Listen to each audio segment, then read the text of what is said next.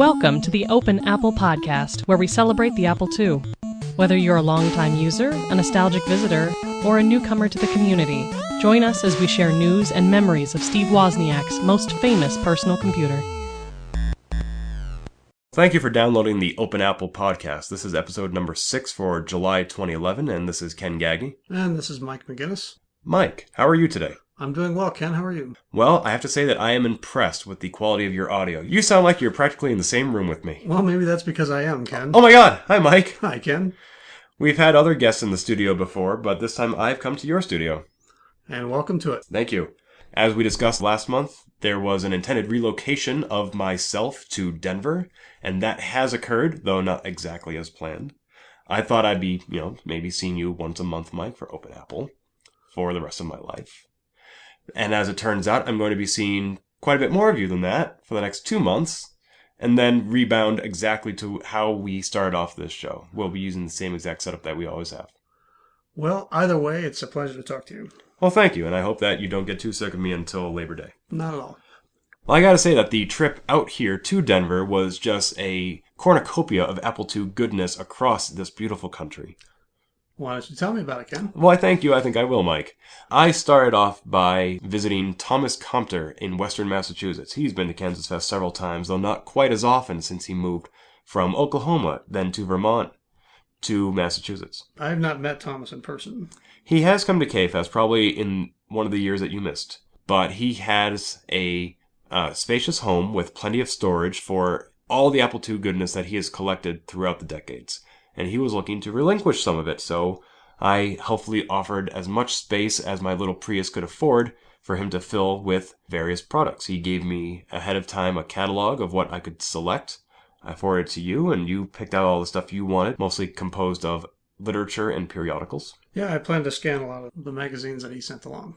I think he may have supplied you with some of the items that you're missing to complete some of your collections, such as the National Applework Users Group Appleworks Forum. He did, yes. All the ones that I was missing are in the box, and at some point I will get to scanning those. Fantastic. I didn't grab much that interested me, except maybe for a copy of Miss Pac-Man. But the rest of it I dropped off, along with some stuff of my own and of Bruce Rosenblum's, with Sean Fahey in Kansas City, who will be bringing it to KansasFest for KansasFest attendees to pick through. So all of this stuff will be part of Sean's annual garage sale. That's right. On this trip across the country, since it is about 33 hours from the heart of Massachusetts to the shadow of the Rockies, I wanted to have a co-pilot on that trip, and that person who graciously volunteered his 4th of July weekend was Andy Malloy, our silent partner and associate editor of Juice.GS and schedule meister for KansasFest. And you guys didn't kill each other before you got here. No, we didn't. It was actually a really fun 3-day drive. We had some welcome delays and detours on our trip. We got to see more of the country than we expected. We also had lunch with Max Jones, the founding editor of Juice.GS, and since I'm the current editor and Andy is the associate editor, it was cool for the three of us to get together and chat about how far that periodical has come and how much farther it has to go. It sounds like a very fruitful cross-country road trip. Yes, we had a lot of fun, and I'm looking forward to doing the same, only backward, in the fall when I go back to Massachusetts. Great. I'm already thinking I'll take a different route that, instead of going through the middle of Kansas, will take me on a more northerly route through maybe Omaha and Lincoln, because I know historically Nebraska is one of the most represented states at KansasFest. Yeah, Nebraska's something of an anomaly with the amount of still current Apple II users. It's the land that time forgot. Apparently so. Nebraska residents can send your hate mail to M. McGinnis at open-apple.net. Ouch, hey, wait a minute. One of the first things I did when I got here in Denver, with your recommendation, Mike, was look up the Denver Apple Pie, which is the local Apple users group, and I went to their picnic today. And how was that? It was really cool. I showed up, and it kind of reminded me of my first year at KansasFest, where the attendees' ages could be described in multiples of my own. But everybody was very warm and welcoming, especially Sheila, Alyssa, and I think there were a couple of Larrys who were all very warm. I went up to one person who had the classic rainbow Apple logo on her shirt, and I introduced myself. And she immediately said, "Well, gee, I always thought if I was going to meet you, it would be at KansasFest." Wow, so she already knew who you were. Which is a little terrifying. I mentioned how I wanted to bring my friend in the area, who was otherwise occupied with some home construction, and she asked for your name, and I mentioned it, and she said, "Oh yeah, I think I've heard of him too." So your own reputation precedes you, Michael. We're stars. Yay! We're world famous in Denver. Yeah, apparently. There was another person who asked me how I know you, and I said, well, we actually go to this Apple II convention in Kansas City every July. And she said, oh, you mean KFest. So even KFest is well known in this group. Now, did you mention our podcast? Well, I assume that if they know that much about us, then they must already be listening. So, in other words, no, you did not mention the podcast. No. You're fired. Since we're in the same studio this month, Mike, which is something we've never actually done before, we don't have a guest. It's just you and me. Just me and you. And I hope that isn't too dull for our listeners, but we like to try something a little different, and when we change up something as foundational as where we're recording, we like to not bring other variables into the mix. We will have other guests, but this month we just thought it'd be you and me. Normally we do introduce our guests by asking them, who are you, and what do you do with the Apple II? Since we don't have anybody to ask that question to this month, and we've already answered that question for ourselves, I thought I'd ask you, Mike, what is it that you do when you're not playing with the Apple II, either for your day job or just as another hobby? Well, for my day job, I work at an IT department for a large federal government agency. When I start talking about the details of that, most people's eyes start glazing over, kind of the way yours are right now. So we'll just go brains. So we'll just go right ahead to my hobby, which currently is classic arcade gaming. Tell me more. Well, my favorite games are Galaga and Mappy, and I enjoy a round of Miss Pac-Man now and then. And in fact, I'm currently shopping around trying to find a good Galaga arcade cabinet to purchase. And that has definitely been a learning experience for me as far as the quality and what you get, whether or not you have a modified board. There's this whole other set of stuff I have to learn that's similar to but different from the Apple II. And so I'm having a really good time with that. Now, the one arcade in Worcester, Massachusetts, where I used to live, closed a couple years ago, and I went to their closing auction hoping maybe I could get a good deal on a Galaga/Miss Pac-Man machine. Most of the items ended up being purchased by people who were intending to make money off them by putting them in a public place where they could generate revenue. They weren't collectors like I would consider myself to be if I were to buy one. So if I may ask, how much are you looking to spend on your own personal arcade cabinet? I haven't set a specific amount, but I'd like to keep it, under $2,000 or so. Most Galaga games that I've seen in good condition go from $1,500 to $1,700. And you think you'll enjoy an arcade cabinet more than you would, say, one of the many ports to different consoles? Yeah, there's something about playing it on the arcade hardware as it was originally intended. I do have an X-Arcade joystick and a MAME setup. That's a lot of fun, but I'm looking forward to getting a hold of a real machine and playing the game that way. Well, good luck with that. I look forward to coming over and playing yours at all hours of the night. Sure. Well, and what I plan to do is set the dip switches on the easy settings so I can set all the high scores. When you come over, I'm going to switch it over to the hard settings. Well, it's funny you should mention that. I have noticed that I play the Galaga machine at Rockhurst every year, and I do admirably, I think. But there was one time when I played Galaga at a pizzeria in Omaha, and I totally blew away any score I'd ever set by a mile.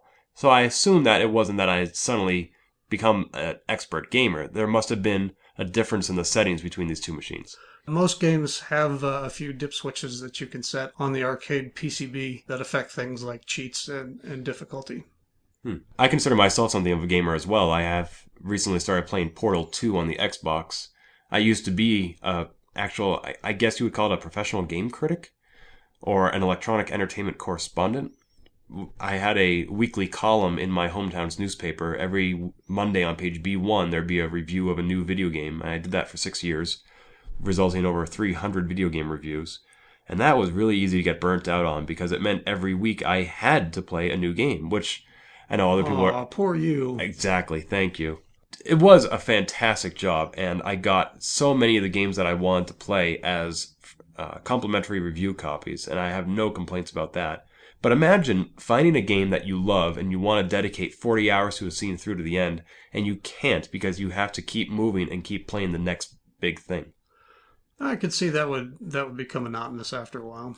Yeah, a little bit. And to this day, I have PlayStation 2 games that are still in the shrink wrap, and I don't know if I'll ever play them. Right, or worse, being stuck with a crappy game that you have to play enough to be able to write a full review on. I usually set myself the limit of a minimum of 3 hours for a non-RPG or 6 hours for an RPG. Nonetheless, there was one time when I reviewed an action game that I had played for 3 hours, and the developer of the game found my review on my website and sent me some, what I would call harassing emails telling me that my opinion was wrong, and I don't understand how anybody as biased as he was could suggest such a thing. The joys of anonymous internet communication. Well, I mean, he identified himself, and I don't know why he felt the need to pick on the little guy, but I had played the game, and he felt that I hadn't played enough, and I had just kept playing it, I would have found how awesome it was. But, my response is, I don't say to myself, gee, I'm going to want to play a good video game in 3 hours. I better start now. Right, yeah. At some point, it becomes a slog. Right. Okay, so that pretty much covers my hobby. What about you, Ken? Well, besides the gaming, when I stopped being a game critic, my evenings and weekends freed up immensely, and I dove into community theater, which had previously been an interest of mine. Over the course of 7 years, I did about 28 shows, ranging from Cole Porter musicals to Agatha Christie murder mysteries and British farces, usually going toward musicals or comedies. However, since I have no formal education in acting, singing, or dancing, I truly am a triple threat. I enjoyed it while I could, but eventually I started grad school, and the courses were nights and weekends. So I gave that up about 3 or 4 years ago, and haven't gotten back into it yet. I'd like to. I had an audition a couple weeks ago, but I hadn't auditioned in years, and this was for a drama, which is my weakness, and I did terribly. And they meant to email me back and say, we have cast somebody else in the role of Hal. Unfortunately, they decided to write back and say that they've cast somebody else in the role of Ken. I'm apparently not even suited to play myself. Ouch. Yeah. Thanks for rubbing salt in that wound. Anything else? Well, yeah, I have a question for you. We don't have a guest on the show this month, but we did have a guest on the show last month, and he offered to send us some copies of the fruit of his hobby. Brian Weiser was the co-producer on the documentary Done the Impossible, which is a love song to his favorite sci-fi show, Joss Whedon's Firefly, which I'm a big fan of, but I haven't yet watched the documentary, just with all this other stuff that's been occupying my time this summer. What about you? Well, Brian actually did send me the not only the DVD of Done the Impossible, but the CD soundtrack as well. Oh, that was generous. It was very nice of Brian. Thank you. I appreciate you sending that along. I did sit and watch it, and while I'm still of the opinion that Farscape is a much better science fiction show than Firefly, as any reasonable human being will understand, it was a fun show, and I certainly understand the passion of the Browncoats for that show and the movie.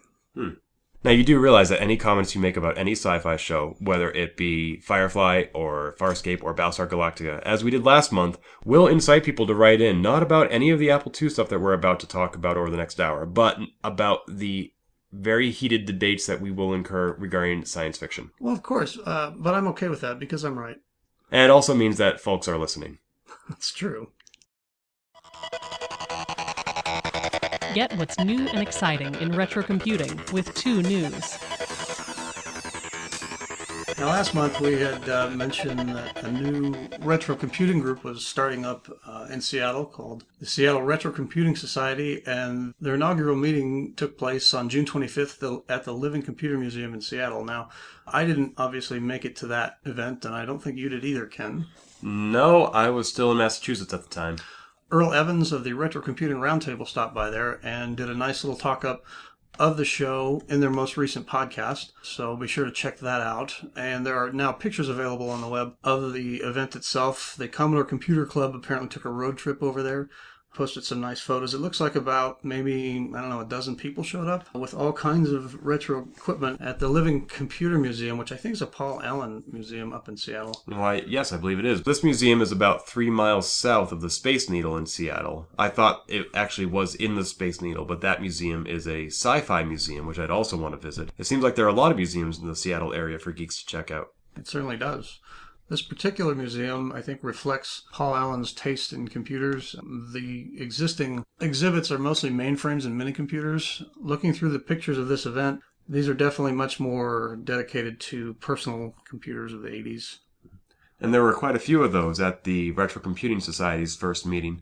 They had at least an Apple IIc and also a replica Apple I, which I assume was the Vince Briel variety. I think it's pretty cool to have regional events like this. Everybody in the world, of course, should come to KansasFest this month, but for those who can't make it, having stuff in New Jersey like Vintage Computer Festival East or this new Retro Computing Society in Seattle, it's a great opportunity to build a community that isn't focused just on a hobby, but also on a geography, so that you can actually maintain those relationships perhaps in a more personal sense than the Apple II community allows, where we're mostly online year-round, except at KFest. Absolutely. And in this case, it's even better because they've updated their website now to indicate that they're going to be doing this each and every month on the fourth Saturday of each month from 10:30 a.m. to 5 p.m. So this isn't simply a once a year or once every 6 months thing. It's going to be on a fairly regular basis. Although, ironically, the next meeting is on July 23rd, which coincides with KansasFest. Oh, man, I hate it when that happens. It's a nice problem to have. The Computer History Museum has a Facebook page which you can like. And one of the things that they've been doing is a semi-regular What Am I post. Basically, they post a picture of a piece of vintage computing equipment and ask people to guess at what it is. And so they haven't featured any Apple II items yet, but if you want to play along, stop by Facebook and like their webpage. And it looks like they post one of these every couple of weeks. They also have a This Day in History feature, which they do on Facebook and Twitter. It's also available immediately on their own website if you're not on social media. Unfortunately, these daily updates about things that happen in the computer industry history is not supplied via a Google Calendar or an RSS feed or a daily email. You have to remember to go to the website every day, and there's no archive of what happened yesterday in history. You have to be on that page that day to see what their anniversary is, which today, the day that we're recording, happens to be the 25th anniversary of the release of the movie Tron, which is, of course, one of the greatest films of all time. Well, don't debate me on this, Mike. But still, I do wish that the Computer History Museum, they're obviously engaged with social media and their audience. I wish that they just made it just a little bit easier to access these great features that they offer. If you prefer your education of older computers a little bit more hands-on as opposed to just walking through a museum, there is a class being offered this fall at the San Jose State University in California. It is called The History of Computing, being offered by Professor Ron Mack, and it looks to be both a factual and functional education on the history of computers older than the Apple II.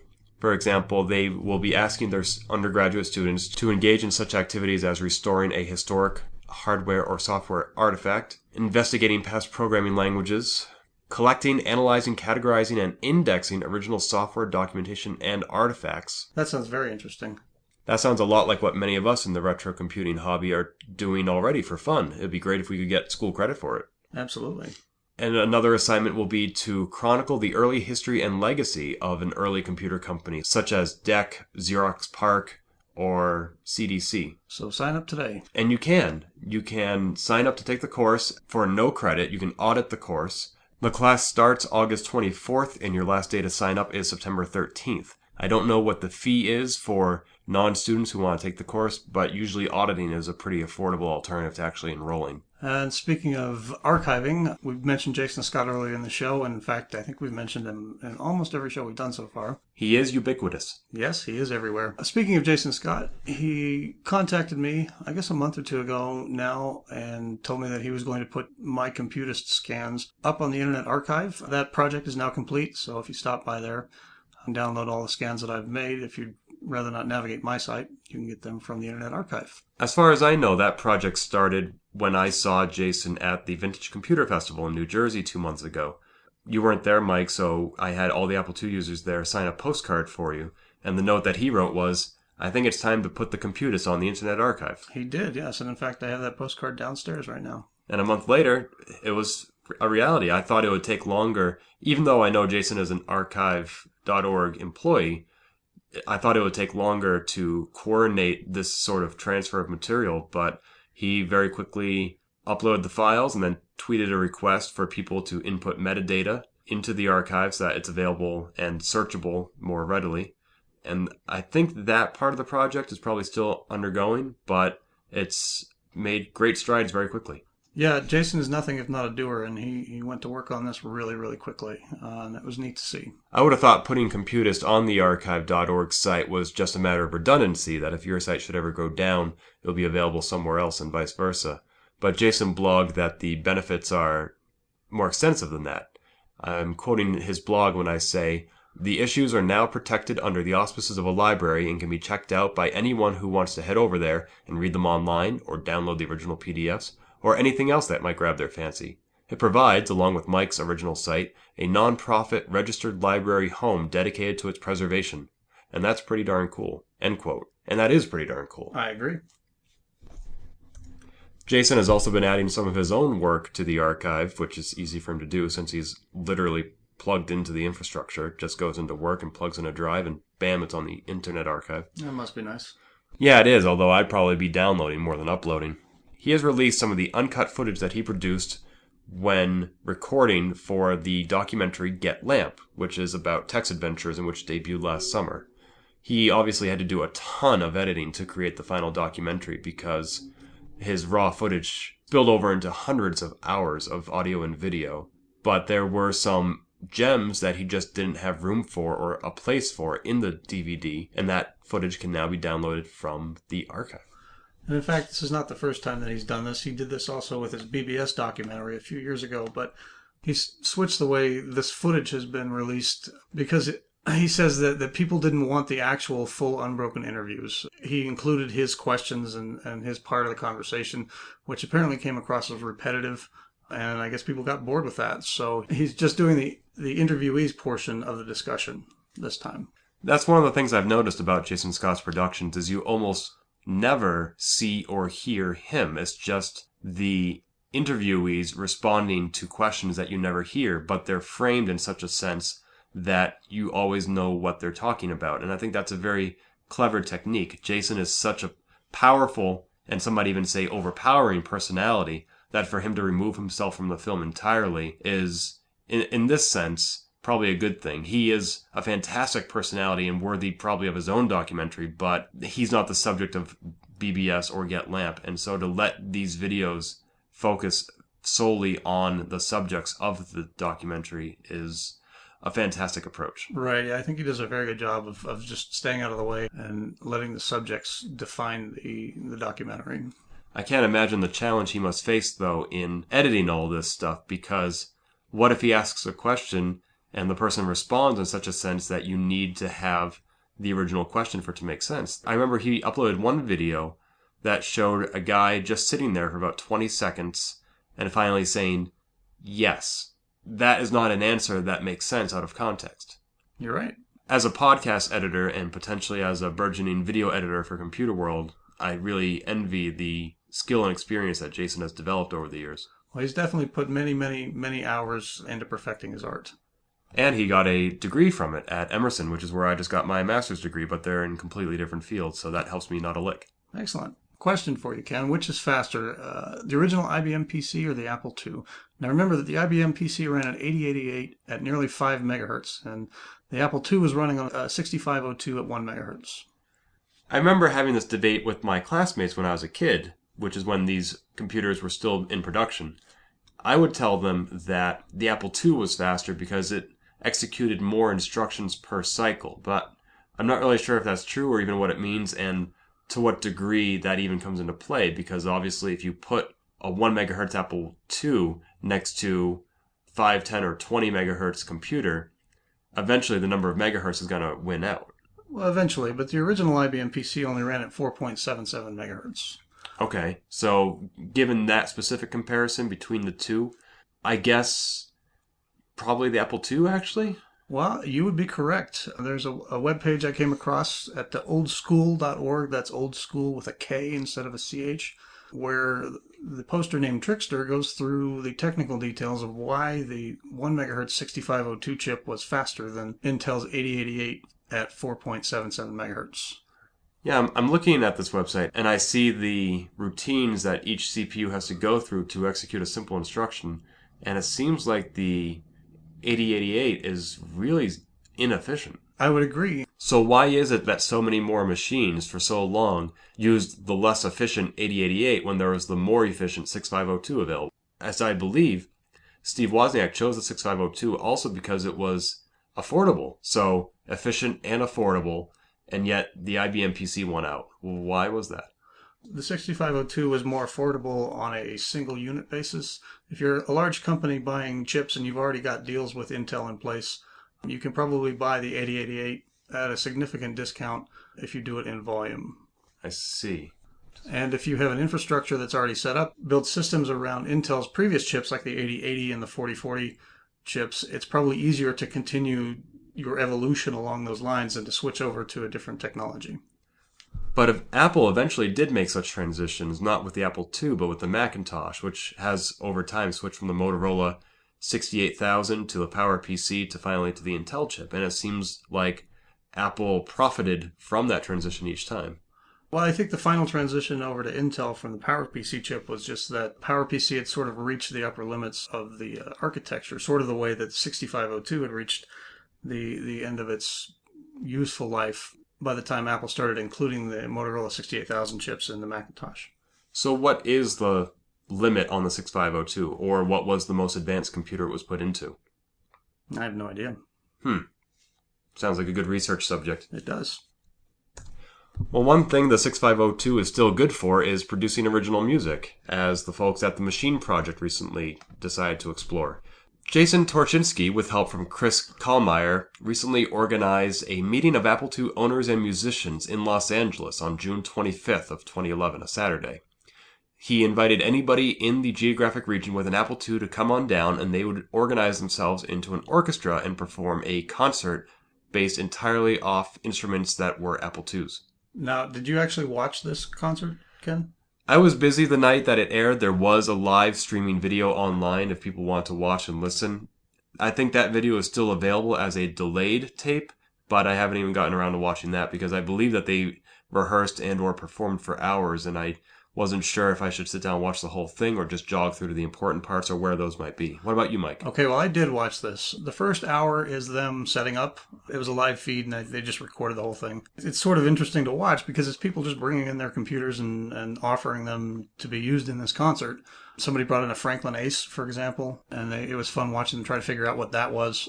The actual end result, the concert itself, I think was probably better in idea than execution, because there was no real rehearsal for this. They just sort of started playing the music through the sequencer, and some of it was more successful than other bits. Were the people who brought the machines in also serving as the musicians? No, I don't think they were. I think they had there was a group of people who had agreed to come down and be musicians, and some of them brought their Apple IIs, but others were just people who were going to watch the concert who brought their machines down to be included in this. And Jason Torchinsky, who you mentioned, he sort of acted as the MC as well as the organizer of this. And he talked about why he chose to do this. And really, it was less about the Apple II, and it was just more about, let's find something that has absolutely no musical quality at all and try to make a concert out of it. And they chose the Apple II because of all the 8-bit computers in the 80s. The Apple II had the worst sound capabilities, and that's why it was picked for this concert. Is that true? The Apple II had the worst music of the 80s computers? I think so. Pretty much all of the other computers at the time had dedicated sound chips. You know, the Commodore 64 had the SID chip, whereas with the Apple II, you just had the little speaker that was activated by pinging it. Now, certainly that's not the case for the Apple II GS. Well, no, but they were going for 8-bit machines. Okay. Well, hopefully, even if they didn't get the first performance off the ground the way we hoped, it will have served as good rehearsal for their next show, which hasn't been reported in too many places. The details are still forthcoming, but Jason hopes to bring this sort of experience to Minneapolis later this month in July. Well, I hope they do broadcast it. I'd love to see it. Like I said, it was a very interesting concept, and it would be neat to watch it evolve. It was also neat just the way they advertised the event. It came kind of last minute. I got an email from Jason just a few days before the show asking me to help him spread the word. But on their own website, they have a photo of a gentleman playing an Apple II that has been turned into a guitar. It's been colorized from its original black and white production in the early 80s, which was an advertisement for the ALF music card by ALF Products Incorporated, which I think was based right here in Denver, Colorado. I'm not sure. But this was not Photoshop? No, it was not Photoshopped. In fact, the gentleman in the photo, his name is Bill Fickus, and when I posted this same black and white advertisement to my Apple II blog last June, 7 months later, he found my website and emailed me with the story behind this photo. Did he really? Yes. He said that he started work at ALF when he was a college student and worked there until 1995 when the place shut down. He says the Guitarple, which is what he calls the Apple guitar in the photo, was just a mock-up. Begin quote, "We bought an electric guitar from a pawn shop and pulled off everything but the body. The Apple itself was unharmed except for cutting holes in the case to mount the guitar parts. I put on my tightest jeans, my poofiest shirt, and mirrored shades that belonged to one of my bosses. The guitar strap was from my own personal acoustic guitar. I got to stand under photographer's lights waving that thing around and screaming while pictures were taken. The point of the ad was to make fun of the outrageous claims of some of the competition. There's a bunch of quotes taken from them followed by the tagline like, "Sure, you've read their claims, now listen to their music." The joke was that one of their claims was actually ours from another one of the ads. Well, that's very cool. Yeah, it's especially neat that somebody from 25 years ago or 30 years ago would just be searching around Google and would come across my little site, and not only that, but actually take the time to just unsolicitedly email me the true story. Oh, the power of the internet. Yes, the internet is capable of a great many things, including chiptunes, which is what music group 8-Bit Weapon does. They're actually friends with Jason Turchinsky. They have created a variety of original songs using retro computers as their primary instruments. Another popular form of chiptune is to remake well-known songs into 8-bit tunes, as a popular video game publisher has recently announced they're going to do. Here is the group Loading Ready Run with the news. RPG foundry Square Enix is releasing an album of popular songs from some of their better-known games demade into 8-bit chiptunes, seemingly ignorant of the fact that some of the music already was 8-bit. Dear Square Enix, we have this thing called the Internet. If you just wait a couple days, someone else will make chiptunes out of your songs. In fact, they probably already have. Loading Ready Run is a comedy troupe from Canada that has come to PAX and PAX East every year, a video game convention held in Seattle and Boston, respectively. When they were in Boston a few months ago, and they were asked what their earliest favorite computer games were, Paul Saunders from the group said that he liked Hard Hat Mac on the Apple II.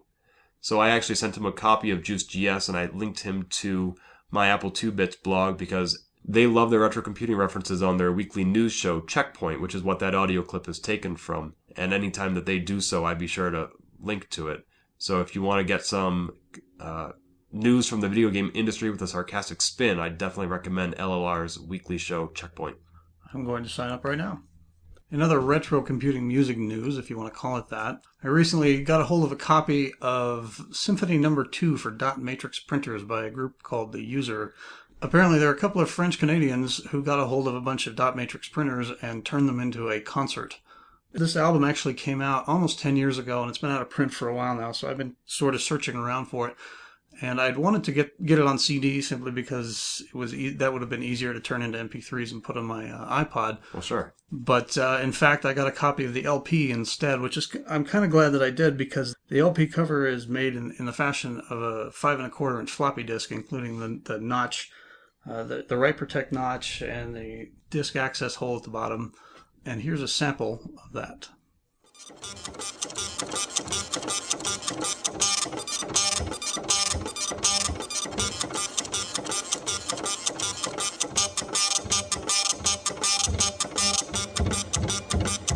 They also have a video of this concert being performed on YouTube if you want to watch and follow along, or you don't want to buy the album. Actually, watching it's kind of uninteresting. It's just footage of the printers sitting there making noise. Do I understand correctly that video was shot like 10 years ago?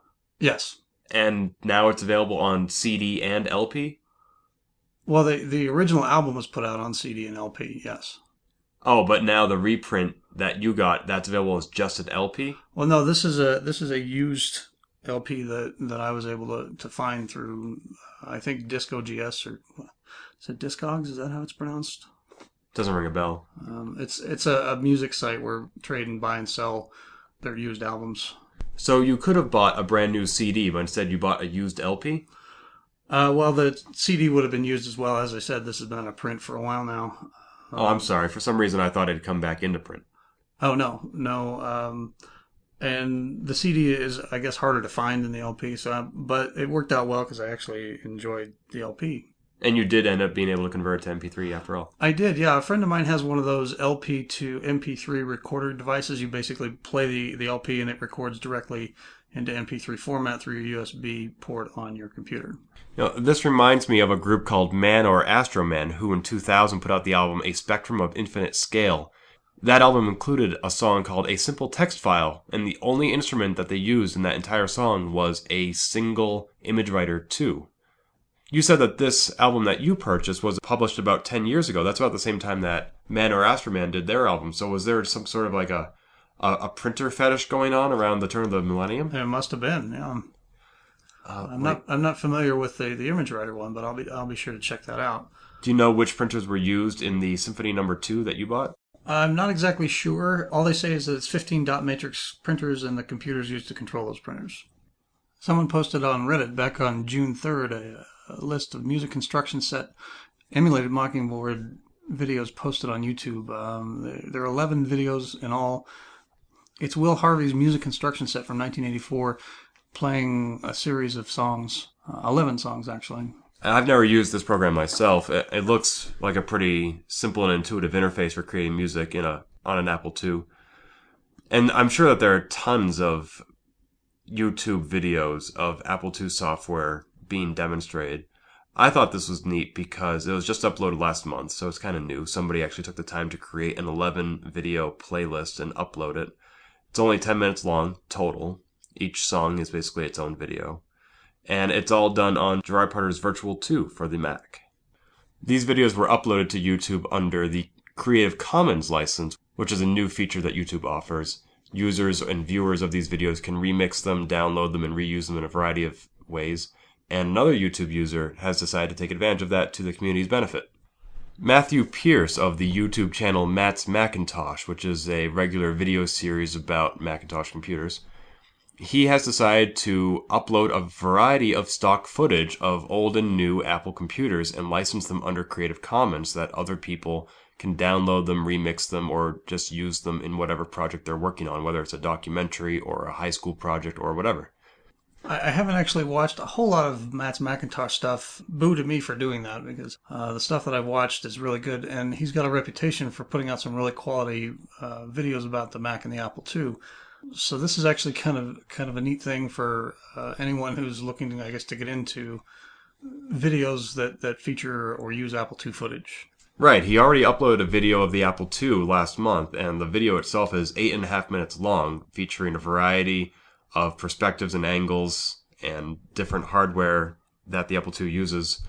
I think that's a great idea because I may want to put together a quick multimedia presentation for KansasFest, but I'm not going to have the hardware or the lighting or the other video equipment necessary to shoot something that really looks good. This way I can just grab 30 seconds from his stuff, put my own voiceover on it, and have something that looks pretty good in a very short amount of time, as long as I offer the appropriate attribution to Matt Pierce. Yeah, that's very cool. I'm glad he did that.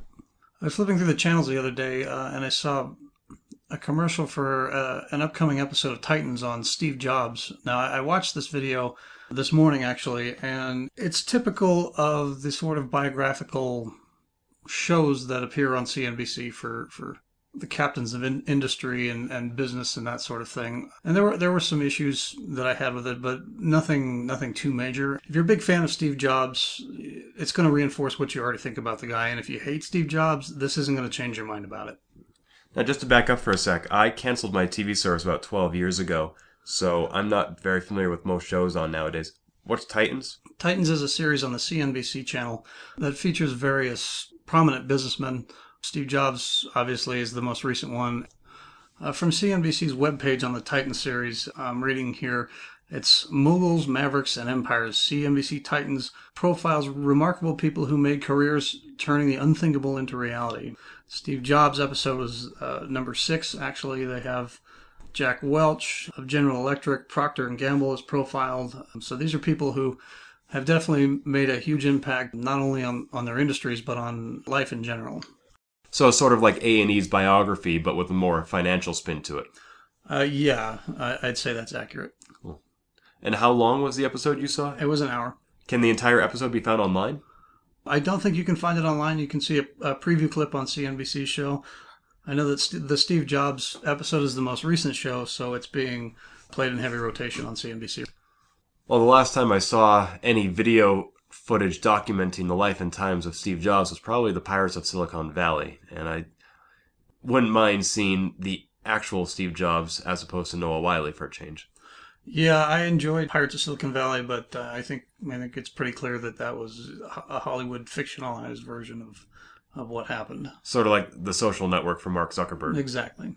But not all the pirates are in Silicon Valley. No, and in fact, the Minneapolis, who is from Minnesota, hence Minneapolis, came across a Jason Scott blog entry from 2007 talking about a program called Beautiful Boot.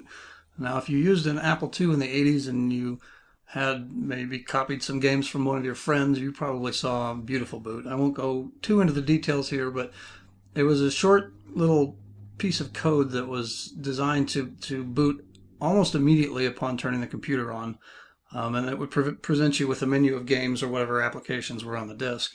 Minneapolis came across Jason's blog entry and wrote his own blog entry about what went into Beautiful Boot. And it's a very interesting read, and he kind of and talks about his past as a teenager in the 80s and sort of gives the perspective of looking back now 30 years later.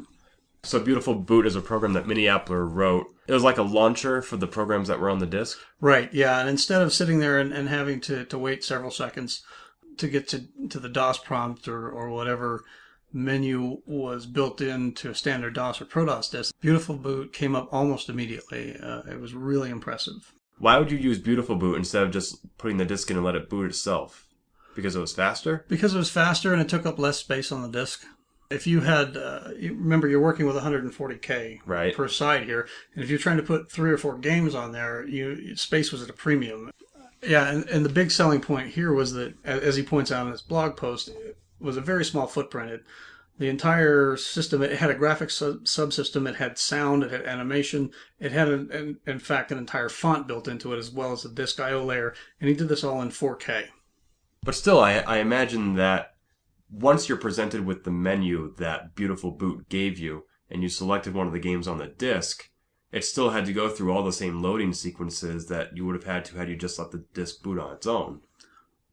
Well, sure, but it sounds... I've never seen Beautiful Boot, so that may be why I'm confused, but it seems like it's actually adding a step by loading itself first and then loading the game instead of just letting the game load. Well, you wouldn't use Beautiful Boot on a disk with just one game. Okay. It's a menuing system where you had 5 or 6 games, or 3 or 4 games that you wanted to choose from to boot. Okay.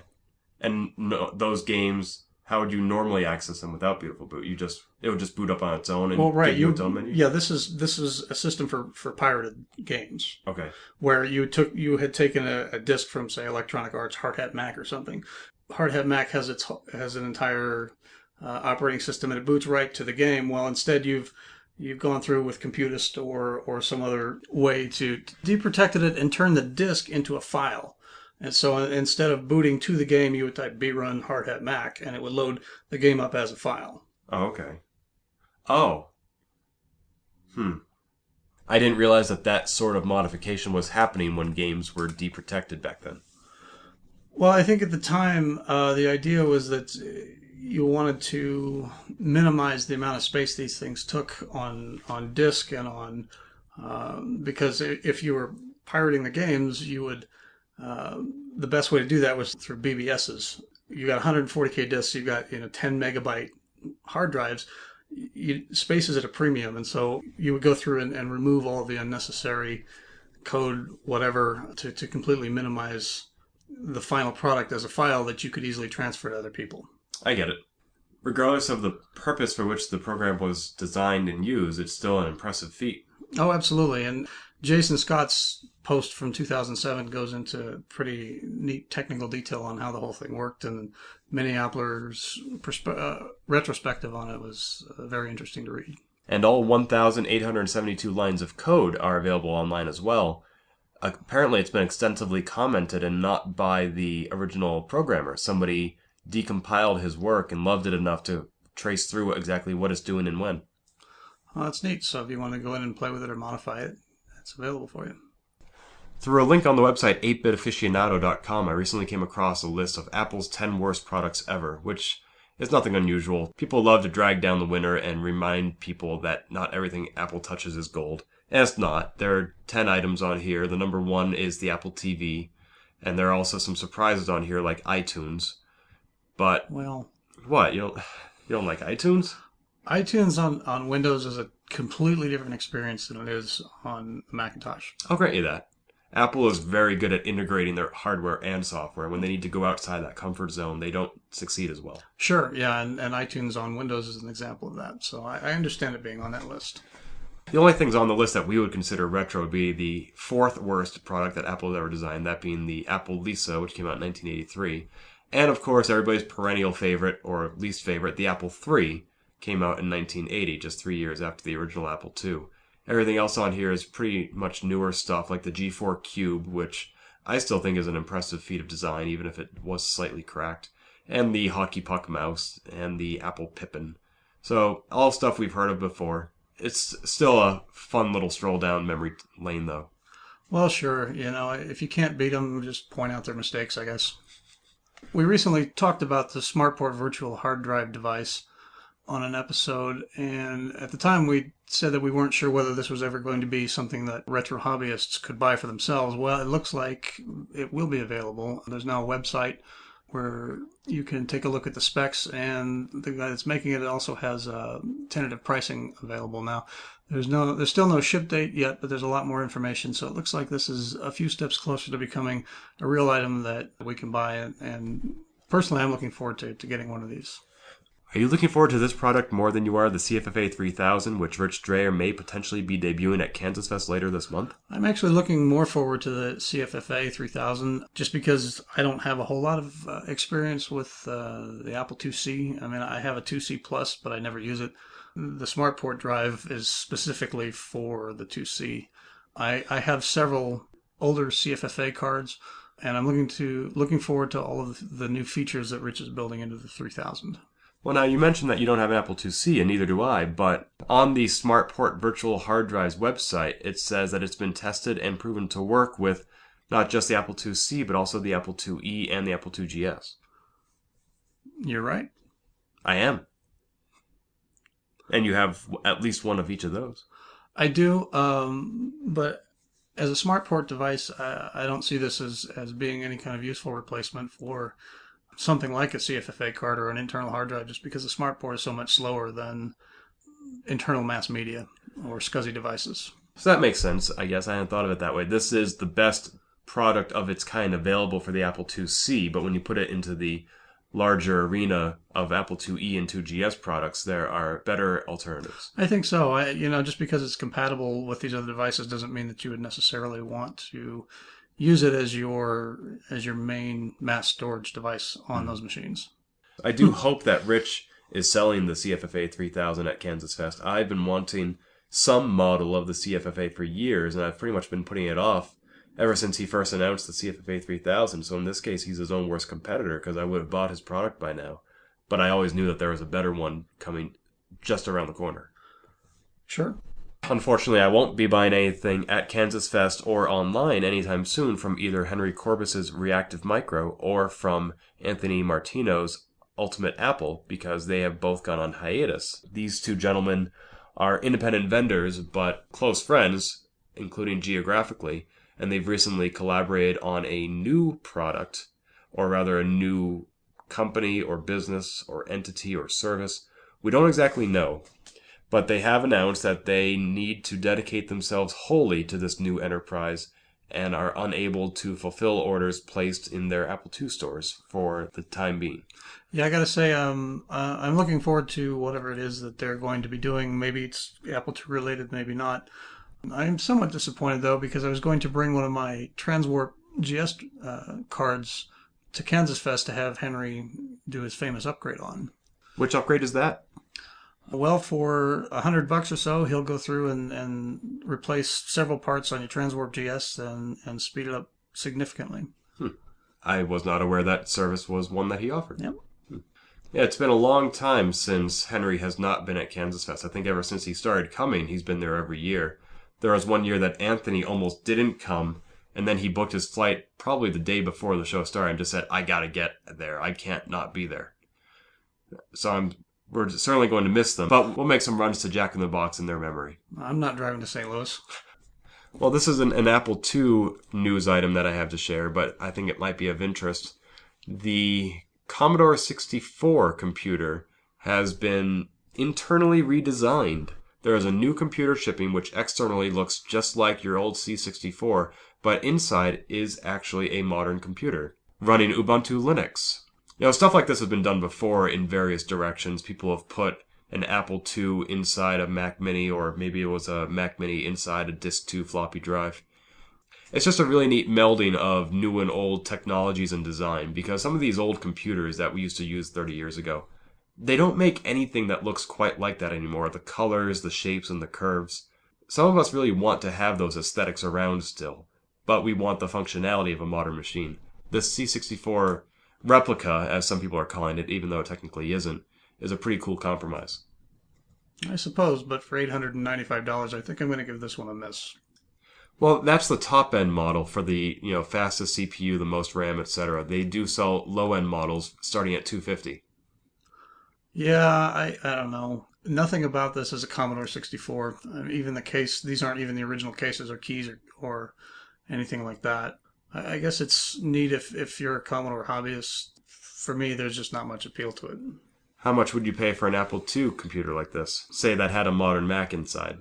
Modern Macs, let's assume that those start at $1,500. So how much more would you pay? It would have a modern Mac hardware that booted into an Apple II emulator, because that's what this is. This is going to boot into a Commodore.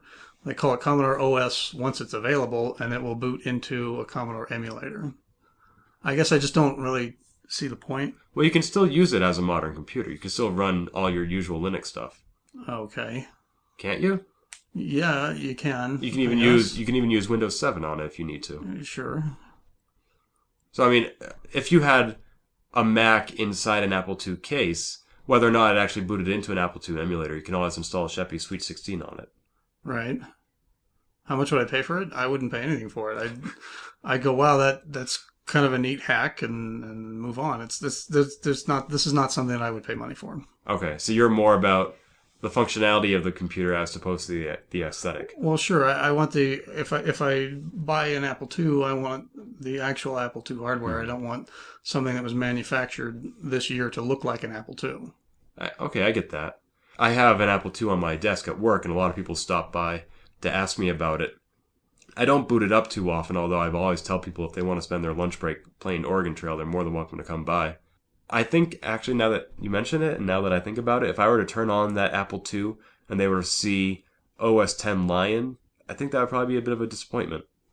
I agree. And we're starting to edge into the territory here of, okay, well, at what point does it stop being an Apple II and stop becoming something else pretending to be an Apple II? Mm-hmm. We started to replace SCSI hard drives with CFFA cards, disk emulation. At some point, are you a purist? Do you want it as an Apple II that's nothing but original parts? Do you want it with replacement parts? As long as it looks and acts like an Apple II, it's an Apple II? I don't know. Well, if I were to buy an Apple II case with a Mac inside, I wouldn't call it an Apple II. I'd call it a Macintosh that looks like an Apple II but doesn't act or function like one. So, like I said, it's really Apple II superficially only, and I wouldn't even call it that. Right. You might have trouble getting that title on the box, too. And last but not least, we have a news item that is a follow-up to a previous news item. We talked about Byte magazine returning, and it's been officially announced that Byte magazine will be available again on July 11th. And Gina Smith, who is heading up the whole project, has said that all of the original popular Byte columnists from the 80s are going to be back. They're back on board. They're Jerry Pornell, and she'd mentioned several other names. Now, are these former staff members coming back just to write like a guest column to say, welcome back to the new Byte, I'm part of the old crew, and I bless this rechristening, or are they actually joined as permanent staff? As far as I understand it, these are permanent staff members. Wow, that's really cool that they're still around and that they're still interested. I can't wait to see what this final product looks like. I mean, I know if my job from 20 years ago came back and said, hey, we want to start afresh and we want you on board, I would say, I never actually liked working at Blockbuster, so no thanks. Well, I don't think there's any danger of them coming back anytime soon.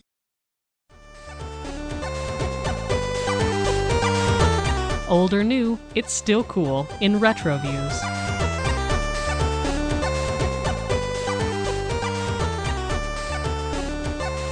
Well, we usually talk about hardware or software in this segment of Open Apple, but nowhere yet in this episode have we really spoken at length about KansasFest, and it's only 10 days away, so I thought this might be a good opportunity, not just to look forward to KansasFest 2011, but also look back at all the KansasFests that Mike and I have been attending over the many years.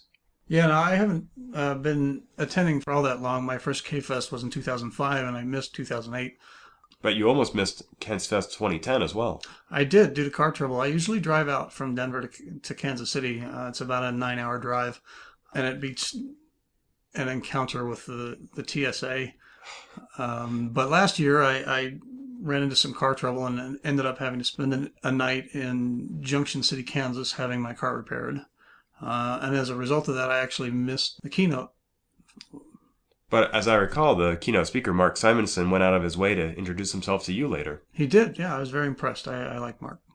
He, in fact, mentioned the interview that I'd done for Juice GS magazine with Bob Bishop. Apparently, he really enjoyed that interview. This year, I'll get to ask Bob Bishop what he thinks of Mark Simonson. That's right, because Bob is our keynote speaker, and in fact, he is sticking around for a few days at KansasFest. Historically, our keynote speakers come and go because they're very popular and busy people, and we're lucky that they can afford to give us even a single day of their time. Are you saying that Bob isn't popular and busy? Bob is popular and busy, and he also has the freedom to be generous with his time, so he will be spending several days with us. Excellent. So I'm taking advantage of that, and I have invited him onto a panel that I will be moderating. I moderated a panel at KansasFest last year that you were on, Mike, and it went over pretty well. At least I enjoyed it. I think you did too. I did. I had a good time. Well, thank you. I'm glad you did. Mm-hmm. So this year we're having a panel that the topic of which was proposed by Steve Wyrick, who was on our show 2 months ago. He was asking me, when was the golden age of the Apple II? It was in production for, say, 15 years. It rose and fell. It's been in use for almost 20 years since then. What constitutes the golden age, and when was it? I thought that was a pretty interesting idea, and I knew I wanted to moderate a panel. I just didn't know what the topic would be, so I grabbed onto that one. I turned it around. I said, Steve, if I moderate this, will you be on it? He said, sure. I wanted to get a couple of different eras represented, so I also invited Jeff Weiss, who is a bit on the youngish side as far as KansasFest attendees go, and he accepted. And for the third panelist, I invited Bob Bishop, and he happily agreed as well. I'm really looking forward to seeing that panel. That sounds like a great time. And this year I'm bringing better audio recording equipment, so I hope not only will this be video recorded and made available on Vimeo as last year, but the audio I hope to have cleaner and crisper for people to listen to, and that will also be extracted and made available separately as an Echoes of KFest podcast that you can listen to online. Great. You should have Jason Scott moderate it. Or participate. I hadn't thought of that. Since he's apparently coming. That's right. I forgot about that. Our keynote speaker from 2 years ago is coming to KansasFest in a non-official capacity. He's just going to hang out for the week. And I'm really surprised. Jason Scott is in Australia, I think, right now, and he originally wasn't going to come to KFest because he thought KFest and Australia were both in June. But when I saw him at VCF, I clarified that calendar for him, and he almost immediately signed up. Wow. It'll be nice to see him again. Yeah, he gave a good keynote speech 2 years ago, and people were grilling him for stories well before and after that official time slot. I'm sure he'll be happy to spin some yarns this year as well. Yep, looking forward to that. Now, I think you said your first KFest was in 2005? That's right. It was the first year that it was at Rockhurst, so I missed the entire Avila experience. Avila was unique. I really liked the tunnels that ran under the campus because you could go right from your dormitory to the cafeteria without getting burnt to a crisp under the Kansas City sun. That short hike from Corcoran Student Hall to the Massman cafeteria at Rockhurst, it can be very debilitating. Yeah, it takes a lot out of you when it's 98 degrees outside and 100% humidity. We even have some KFesters who drive across campus to make it. Yep. Although in general, Rockhurst does have Avila beat as far as heat goes because Rockhurst's air conditioning actually works. There was one year at Avila that the AC broke and everybody went to the movies, not because they wanted to see the movie, they just wanted to go somewhere that was cool. Wow, yeah, the air conditioning at Rockhurst is certainly top notch, and in fact, somebody had mentioned on the KFest list that it's entirely possible to freeze yourself out with that air conditioning if you leave it on too long. Yeah, it's not a bad idea to bring an extra blanket. Right. And even though Avala's AC didn't work in the dorms, I actually liked the dorms themselves better because the floors were laid out in a square pattern with the common area in the middle, whereas at Rockhurst, it's the common room with 2 long corridors on opposite ends. At Avala, everybody was equidistant from the action, whereas at Rockhurst, you can be at the very far end and have to hike all the way through your corridor to get to the common area, and then if you're going to the bathroom, possibly even farther beyond that. Do you have any specific memories of your first KFest that stand out? Nope. Just all went by in a blur, huh? Yeah, pretty much. KansasFest 2005 for me was the first time that I was meeting a lot of the Apple II friends that I'd made online face to face. And so arriving there, it was sort of an intimidating experience. I didn't know what to expect. And everybody was very friendly and welcoming. I related the story about Ryan Tsunaga coming up and talking to me in a previous podcast. And so that made a big impression on me. And it was also a big motivator for me to come back next year. Yeah, it was thanks to Ryan that I attended my first KFest ever, where I got to meet him and Eric Shepard and Max Jones and Joe Cohn and Cindy Adams and so many other people that I'd met online because I'd been on CompuServe and Genie and Delphi probably since around 1992. So when I showed up to my first KFest at 98, everybody knew the name Kenny Gagney, but they had never met the person. And it was a little intimidating because I was only 19 at the time, and I try not to think too much about those eras and all the embarrassing things I may have said and done. And I wrote about this in JuiceGS once, where everybody had their room doors just wide open so you can wander in and out and meet people and look at their hardware and software. There was one room that was open, and there was a gentleman sitting there by himself, so I just walked right in without knocking and said, "Hi, I'm Ken Gagney." And he said, "Well, hey, Ken, I'm Max Jones." I was blown away. Here's the editor of the newsletter that I was subscribing to, and I just introduced myself to him as if he was a nobody. And I was just floored at how friendly he was, and he ended up using my Macintosh a couple of years later for a demonstration of a piece of gaming software that had just come out called Silvern Castle. And then he went home from KansasFest and said, "Ken, since I used your Mac to demonstrate it and you already have it installed now, do you want to review it for JuiceGS, since I know you write game reviews up there in Massachusetts?" I said, sure, and that was how I got into JuiceGS as just a game critic, which is something I was already familiar with.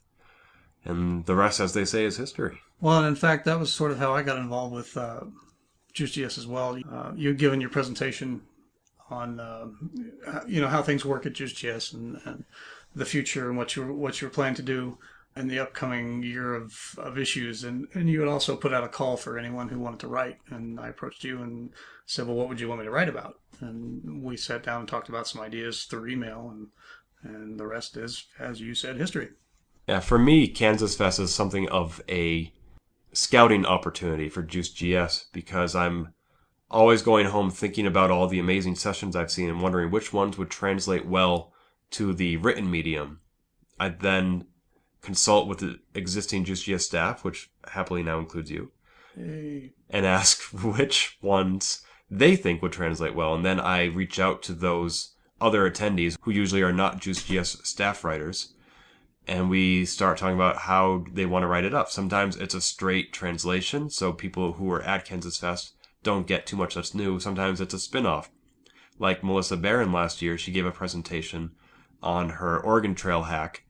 This most recent issue of JuiceGS, she went into a little bit more technical detail as to her motivation and her technique, and she paired with Martin Hay to produce a program which can actually apply that patch to a original copy of Oregon Trail. So that is a whole bundle of new and old that all originated from just this one session that this first time KansasFest attendee gave.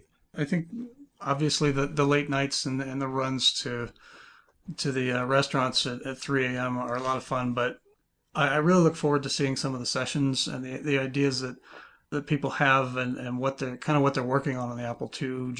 On the Apple II, it always impresses me. I won't name names, but I know at least 2 KansasFest 2011 attendees are actually arriving in Kansas City a couple days early so that they can distance themselves from their distractions at home sooner and get focused earlier on their Apple II projects. Because as Eric Shepard once said, if you don't show up to KansasFest, you suck. I recently misattributed that quote to Ryan Tsunaga, and he's the one that I think popularized it because he's the one who wanted to show up every year not sucking. But it was actually Sheppy who put out that call. And these two programmers do not want to suck at KansasFest 2011, so they're going to start as soon as they can. Right. Yeah, I think the one that Ryan said, at least the one that he said to me, was that there's not always going to be a KansasFest, so you need to get here. Yeah, that's what got me to show up in 98. Right. The projects that these two gentlemen are working on are not Hackfest projects because those actually need to be done while at KansasFest. One of my favorite memories of KansasFest was Hackfest 2000, 11 years ago. It was my third Hackfest and third KansasFest. I had entered every year at that point. One of the judges was Max Jones, again, and I wanted to play to the judges, so I created a program I called Maxter. I demonstrated it to the public, and it appeared to be a functioning Napster clone, because this was back when Napster was being used at college campuses across the country and possibly farther to illicitly download MP3s. And I demonstrated this same functionality for the Apple II. You could download a variety of songs. Only a few of them actually were locatable on the Napster network, so it seemed. But you could download it and play the first 5 to 10 seconds. You couldn't do more than that due to the RAM and processing limitations of the Apple II GS. A lot of people were seriously impressed, which absolutely baffled me because it's one of the pitfalls, I guess, of this deadpan delivery I have to my sense of humor. I think people know when I'm joking, and I thought that they could see that this was a complete fraud. This was not an MP3 player for the Apple II. It's only 11 years later now that Vince Briel is creating such a product, and it's hardware-based. It's not a simple Spectrum script that I was able to do. I took Eric Shepard, one of the other judges, aside and just made sure he was aware of my duplicity before he awarded the winners. I came in second place, and one of the other attendees, I don't want to embarrass Greg Nelson, so I won't give his name, but he said, "Ken, you were robbed. You totally deserve first place for that amazing project." And I said, "What? Really? Okay, walk me through what you think my program does." And step by step, he told me about how it connects to Marinetti and searches for songs and downloads them and plays them. And I said, "Okay, yeah, everything you just said, it didn't do any of that." He's like, "Oh, huh. Well, that's still a really impressive feat because you had me fooled." Extra points for fooling them, I guess. I eventually did release that as a product that people could download and run for themselves. I have the source code around here somewhere. When I released it, I encrypted it so that people couldn't actually just look at the code and see that it was fake. Right. But it was really fun to write that because I was rooming with Jeff Weiss that year. He was also entering Hackfest. We were sitting side by side in our rooms hacking away without knowing what the other person was doing, even though we were competing with each other. Every now and then I asked for his help with some Spectrum scripting. I didn't have Marinetti running on my Apple II, so he helped me get that up and running because I actually made a connection to the internet while I was demonstrating Maxter so that it looked like it actually was using that connection. But all it did was just sit there so that people thought I was actually going online. I actually have a Jeff Weiss story related to Hackfest as well. I love Jeff Weiss stories. Do tell. This was 2006, maybe 2007. I was just sort of kicking around the idea of maybe coming up with a sort of a very simple Bejeweled clone for the Apple II. Oh, that I would play that. Yeah, exactly. And I know Jeff's a very talented programmer, and I knew he would have some good ideas about that, so I went and talked to him about it. And I decided that, given how rusty my programming skills were at the time, that it probably wasn't something I wanted to do for Hackfest. So Jeff took it upon himself to go ahead and put together something, and by the end of the week, he had a semi-functioning Bejeweled clone for Apple II. He handed me the disk and the source code with the understanding that I would finish that. And Jeff, I have not finished that. It's still sitting in my basement somewhere. I have no idea. So no, it's not going to be at KansasFest 2011 either. Sorry about that. Did Jeff keep a copy of that source code for himself? I don't know if he did or not. I think he just kind of handed everything to me in the hopes that in the vain hope that I would finish it. Because if he did keep a copy, it's probably sitting wherever his Taipan source code is as well. Ouch. What's it worth to you? Hold on to your wallet as we look at the latest Apple pickings.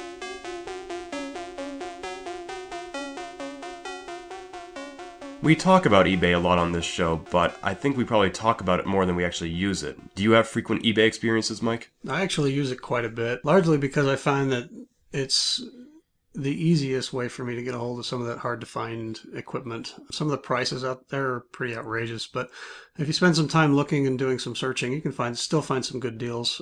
10 or 15 years ago, I could walk into a thrift store anywhere around Denver and walk out with an armload of Apple II equipment for $10 or $15, and that's just not the case anymore. And I don't know if it's because people locally just don't have the equipment anymore, or I think it's more likely that they've realized that the stuff has value and they can make some money selling it on eBay.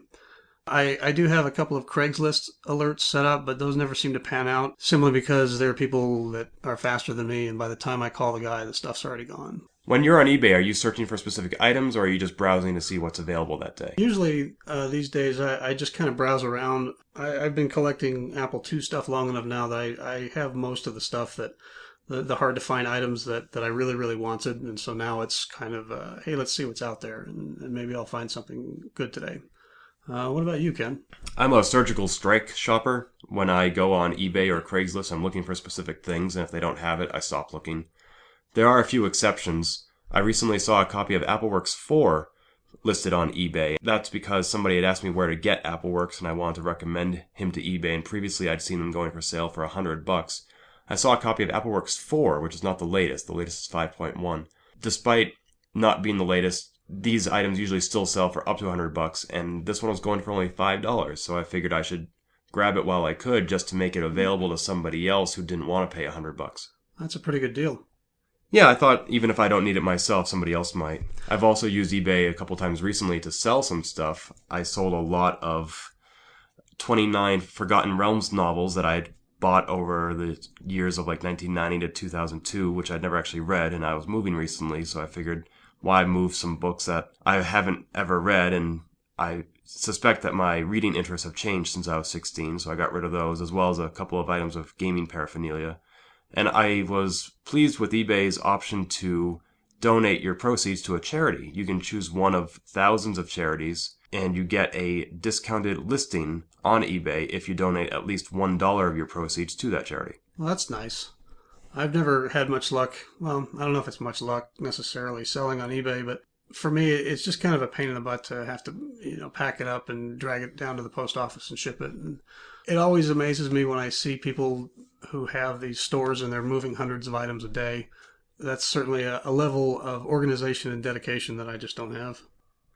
Yeah, there are some people who sell stuff on eBay in such vast quantities that it almost seems like it'd be a full-time job for them. There's one gentleman on eBay with the username Wozniak with a C instead of a K. You're familiar with his sales, aren't you, Mike? I am. He seems to specialize in Lisa, Apple Lisa equipment, very hard to find, or very complete, in great shape Lisa 2 machines. If you browse through his stuff for sale right now on eBay, he's got a lot of good stuff if you're a Lisa collector. And he does have a couple of Apple II items too, it looks like. One of them is an Apple II Euro Plus, which I believe is the European version of the Apple II Plus computer. And as far as I know, the only difference between this and a standard Apple II Plus that they sold here in the United States was the PAL encoder and the power supply. And that allowed the 2 Plus to work with Europe's PAL video equipment as opposed to the NTSC stuff that you get here in the United States. It looks like this item is shipping from Maple Ridge, British Columbia, Canada. It will ship anywhere worldwide. It's $400, which is more than I would be inclined to spend on Apple II. But even though everything on eBay is rare, if this Apple II Euro Plus actually is rare, then it could be a unique addition to any Apple II collector's collection. Yeah, I don't see a lot of the Euro Plus computers show up on eBay, so I don't know overall how rare it is, but it's certainly less common than the American version of the Apple II Plus. Now, you said you have in your collection almost everything that you want. Is this included?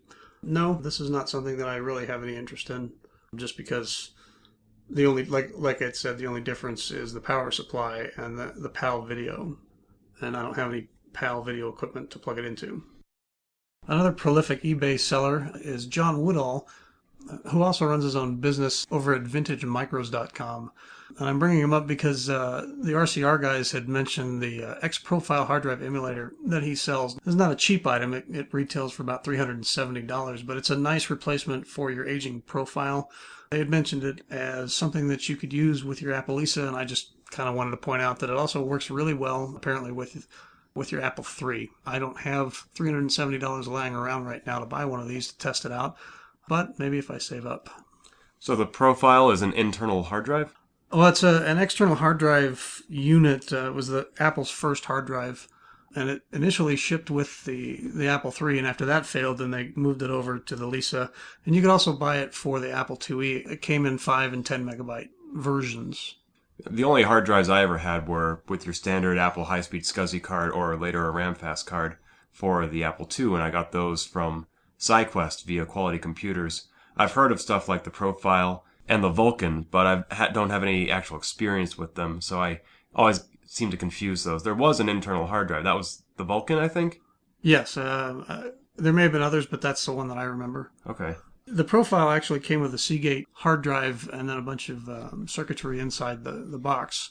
And those are kind of aging, and a lot of them have failed over time. So you can swap out this for your Profile. Apparently, this actually fits inside the Profile case, the external Profile case. So it looks like you're still running Profile, but instead you've got this the hard drive emulator, which actually talks to a CF card.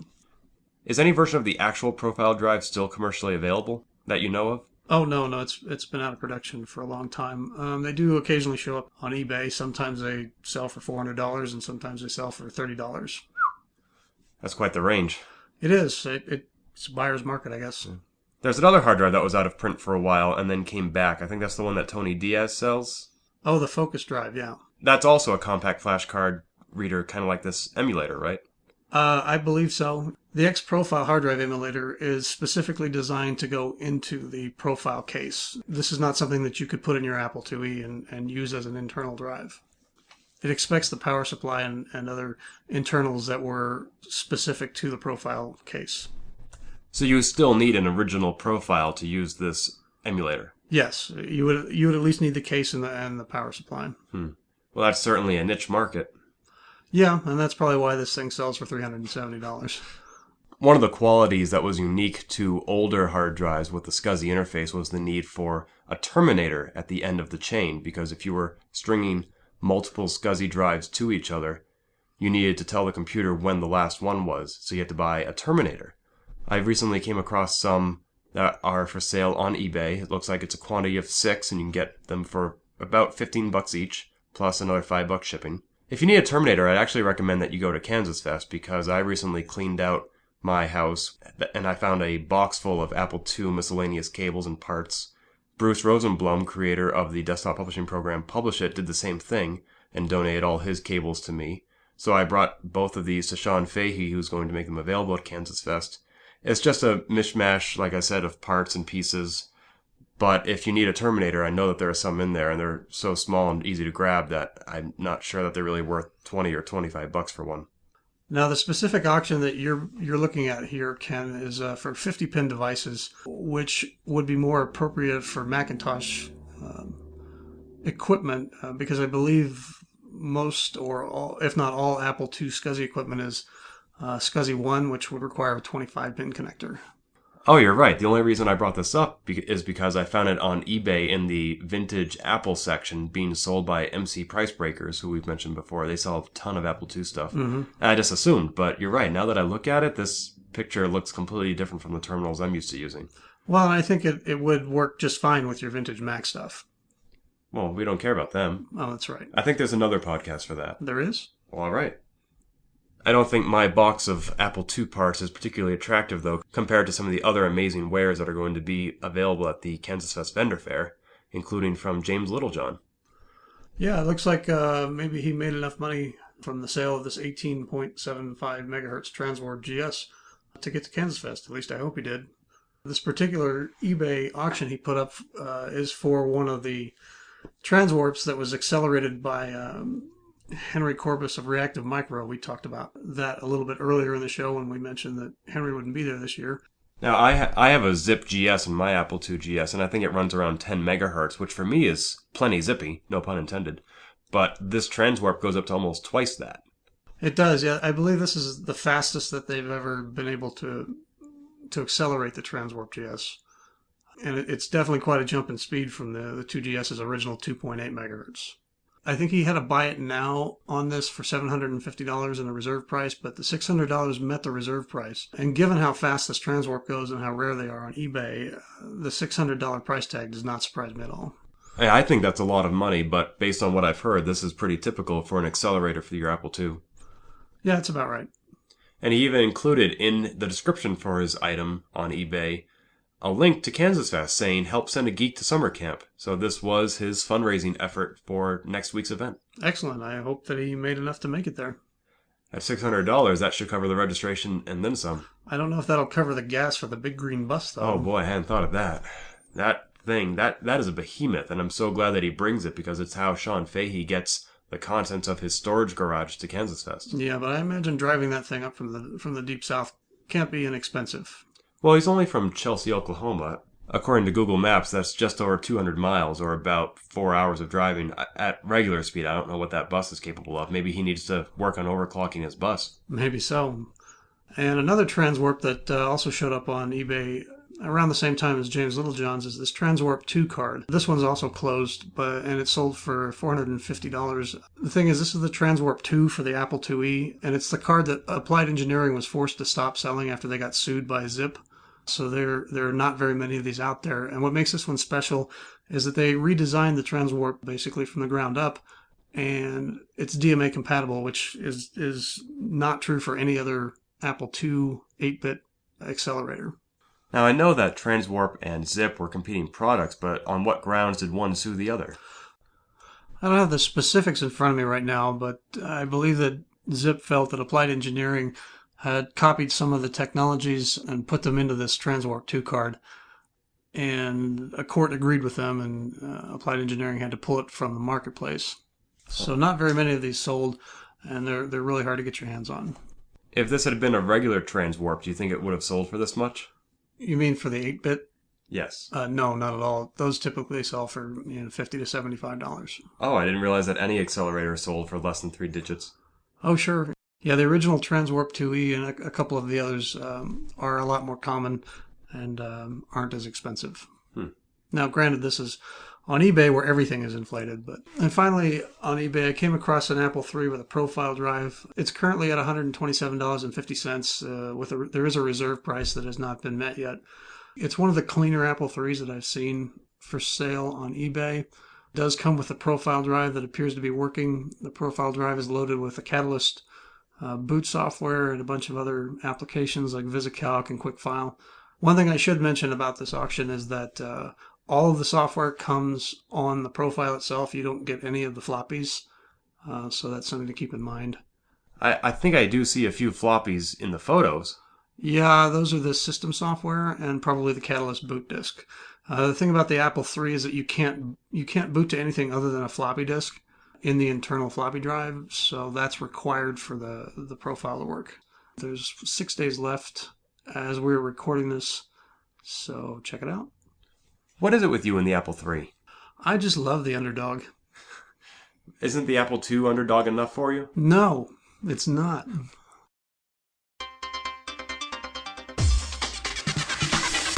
How well do you know your Apple soundtrack? See if you can name the game. And now for the monthly Name the Game contest, wherein our listeners listen to an audio clip from a classic Apple II game and try to name the game from whence that tune comes. Last month's game sounded something a little bit like this. I purposely made that clip briefer than the others because I figured it had all the cues that you needed to recognize the game if you knew what the game was. Playing it longer wasn't going to help.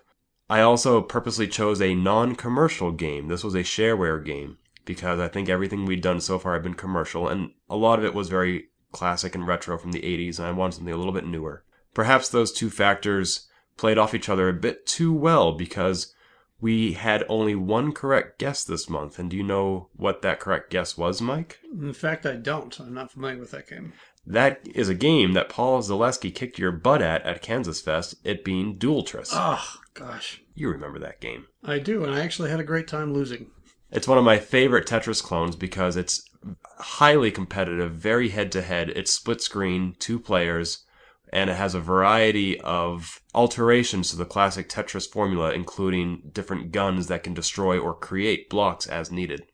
The one person who got it right was Alex Lee. Congratulations, Alex. And you win a $20 credit to the Retro Floppy Store, courtesy David Schmidt. You can use this for his products, which include a variety of cables necessary to run the program he has created, ADT Pro, or you can use it for his service, in which he will convert discs to disk images for you using ADT Pro. Thank you, David. And congratulations, Alex. And now for this month's contest, the winner will win a set of 3 hard copy issues of the now defunct print magazine 300 Baud. All 3 issues will be included in the bundle that exists for this publication. All you have to do is name the game.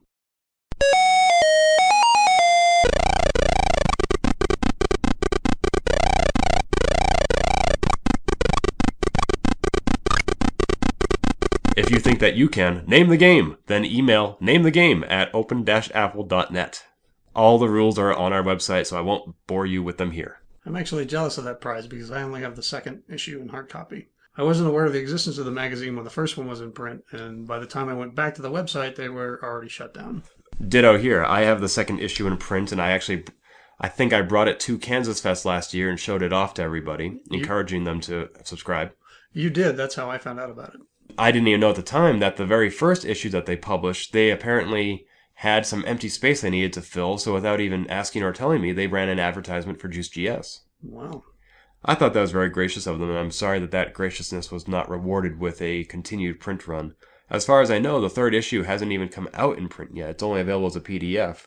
But the creators, Dale Goodfellow and Simon Williams, say that they will have the third issue in print by the time that we announce the winner for this month's Name the Game, and that we will be able to award that winner with a limited edition of all 3 print issues. Great. Now, previously, I'd mentioned that we have a listener, Wade Clark, who has been entering every month, even though he's only eligible out of one every 3 or 4 months. His goal is to get every single Name the Game correct. He emailed in a guess this month, and then he followed up with a detailed explanation of his methodology for how he came to make that guess.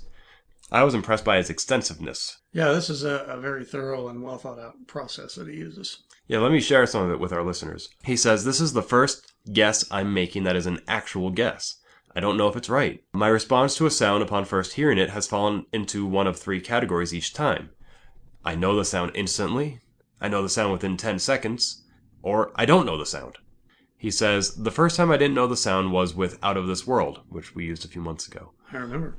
"So I used logic and the nature of the sound to get me in the ballpark, tried some 2GS games, and found it after going through maybe 4 to 6 games. This month's sound was another I don't know this. I had tons of logical ideas based on the nature of the sound and music, and I tried out approximately 17 games, probably 2/3 of them games I hadn't tried at length before, but I couldn't find the sound.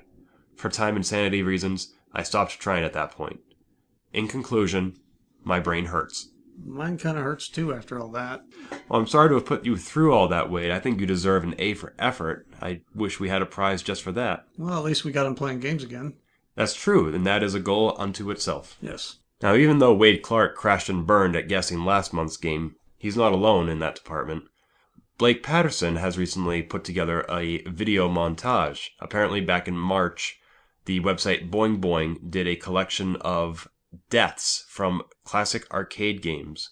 Blake Patterson followed up the very next day on March 26th with his own montage, that being of deaths solely from Apple II games. The reason that we're mentioning this now in March is because I somehow missed it back then. Blake just recently posted a link to this on Google+, and that's how I found out about it. Unfortunately, the original Boing Boing video has about 1 million hits. Blake's video has just shy of 300. So everybody listening to this show has to go listen to it about 25,000 times each. I'll get started right now. Ironically, though, Blake's video is set to the chiptune version of the song Final Countdown. Chiptune, of course, is the kind of music made with retro computers. The retro computer used to make this song, a Commodore 64. Ooh. Traitor!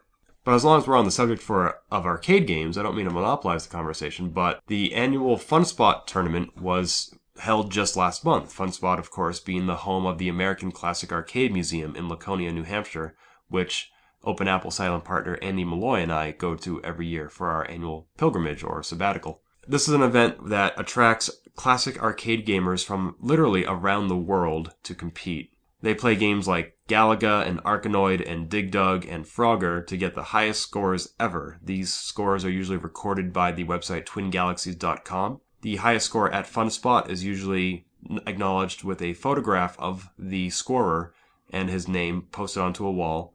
But this arcade has over 200 machines, and they're actually running out of room for all these photographs. So they have created an interactive wall and database which can recall at a moment's notice any particular game or player, and people can request specific profiles and pull them up. Their website does not currently list any particular achievements that were accomplished at this tournament, but I've been to FunSpot on the occasion of the tournament before, and it's really a happening place. There are a lot of people there with video cameras set up to record their scores because that's the only way to verify your achievements.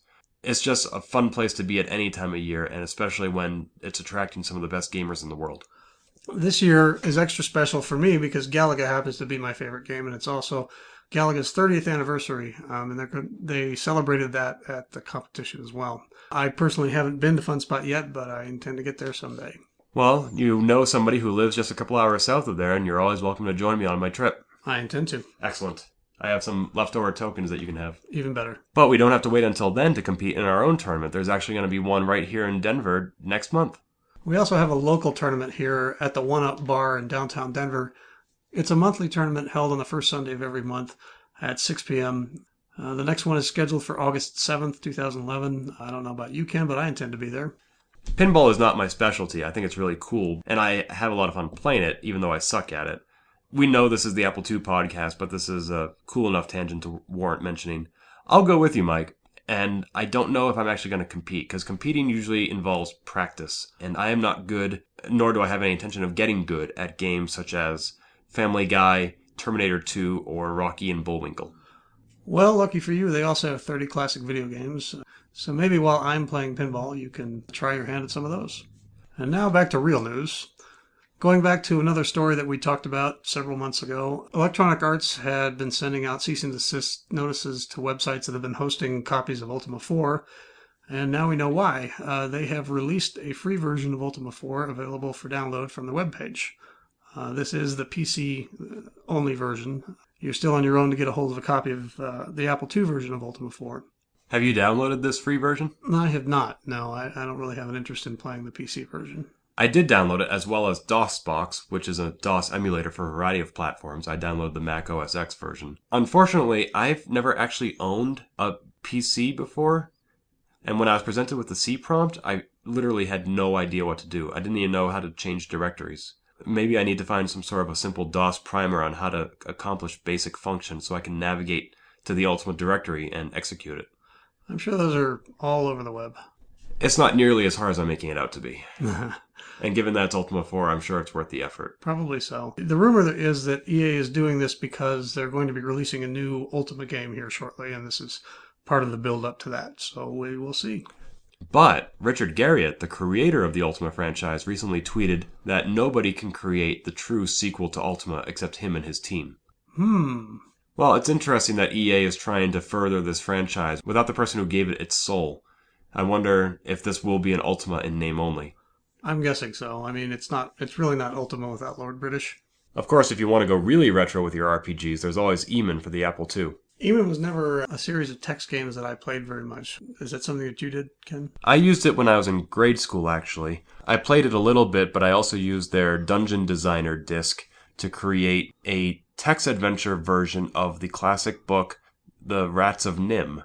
And I passed it in as a school project. Unfortunately, the teachers really didn't know how to grade this because this was when computers were still emerging into popular culture and they had never seen anything like it.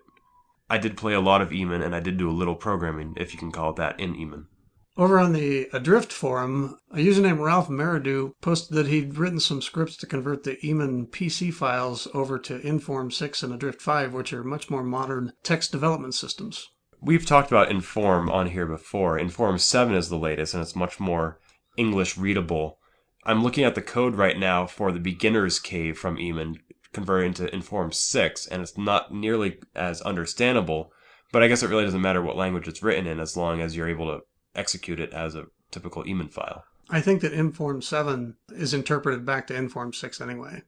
It's just a matter of which system you're comfortable developing. And my question is why someone would have done this. Well, Wade Clark, when he submitted Leadlight to the interactive fiction competition last year, discovered that a lot of people were prejudiced against his project because it was awkward to execute. They were not used to running it in an Apple II. They just wanted to be able to play it in a modern-day computer, so they would get their retro gaming fix without jumping through any hoops and hurdles. I think these conversion scripts that Ralph Maradu is working on could potentially bring Eamon to a much larger audience that isn't familiar with an Apple II and doesn't want to be. I suppose, but these are Eamon PC files already, and if you get the disc from the Eamon Adventurers Guild, there's an application on there that will allow you to play those games on a modern PC. That's true. I hadn't thought of that. There is Eamon PC. I interviewed its creator for a Juice story earlier this year. He, I believe, has a converter that changes Apple II Eamons to Eamon PC files. So you'd have to do that and then run these scripts. And also, I believe, if I understand Ralph's message correctly, the Perl scripts he wrote were, I think, specialized for the beginner's cave. He said that this is only a first step toward a full converter. So this is still not an easy way to just immediately convert the entire library of Eamon adventures to Inform 6 or Adrift 5. Yeah, and I could see this being interesting, especially if you wanted to see the code behind the Eamon games. If you were a developer of interactive fiction, Eamon certainly has its following and was famous in its time. So I could see the interest there, yeah. But a lot of Eamons did custom things. Their developers hacked Eamon to make it do things that were non-standard for an Eamon adventure. Wade Clark did a variety of those, including multiple save slots and multiple descriptions for objects. Mostly things that had been done before, according to Tom Zukowski, the former Eamon Archives guildmaster. Nonetheless, it means that there are a variety of non-standard Eamons out there that a formulaic converter probably wouldn't know how to handle, except on a specialized case-by-case basis, and that's just not likely to happen. Yeah, I'm guessing that would be very challenging and time-consuming. But as somebody who is regularly importing and exporting data from the Apple II or from different content management systems like WordPress, I can see the appeal of being able to convert data easily and make it all that much more easy to share or just necessarily to archive. Sure, and if nothing else, it's probably a good exercise in learning for a programmer. Whereas my memories of Eamon are what I would describe as vague, Lee Alexander has more vivid memories of exploring Colossal Cave. There is a recent article on the website Rock Paper Shotgun where she describes her experience growing up, exploring the woods out back with her friend, and simultaneously, when it was too hot to be outside, they would go into her friend's father's basement and explore the world of adventure or Colossal Cave. It's just such a lovely piece that she's written, so abstract about the imagination that we have as children and how you really almost can't capture that. That things that don't make sense when you're a kid don't need to, like why a bent and star-crowned rod found in a cave should have teleportation powers. That's just, if the game tells you that it is so, then it is so, and that's just a wonderful way to explore a game. She ends by saying that she even found her old friend on Facebook and chose not to send her a friend request, chose not to contact her at all, because this is no longer the person that she explored that world with, and in a way that world doesn't even exist anymore. There's no point in trying to pursue it as anything other than a memory. I think that Colossal Cave Adventures is one of those timeless classics, and that's why we keep coming back to it over and over again. Have you ever actually finished it, Mike?